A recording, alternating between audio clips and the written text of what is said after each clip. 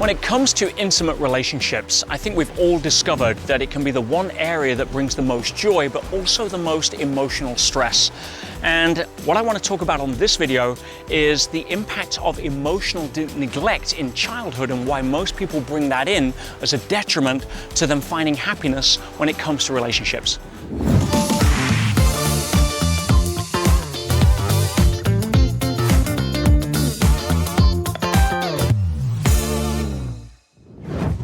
My name is Peter Sage. I've spent the last 30 years really delving into the human mind, and one of the patterns that crops up a lot is that how we have uncovered or engage in emotional neglect as children has a huge impact in how we project into our future relationships moving forward. And if you feel that you didn't get the love or the attention from mum or dad or whoever your significant caregivers were, or you were always trying to compete with your elder siblings or younger siblings for attention, then those inherent patterns usually show up in the form of a fear that you're not good enough. And when it comes to emotional neglect, that usually translates into either attracting somebody who you're going to settle or lower your standards for, so that you're going to compromise on giving your gift in case you trigger the fear that they leave you, which triggers the fear of rejection. Or you're not going to be able to focus on being able to give yourself the love, and you're going to miss the number one key in all relationships, which, my friends, is that nobody can ever love you more than you love yourself.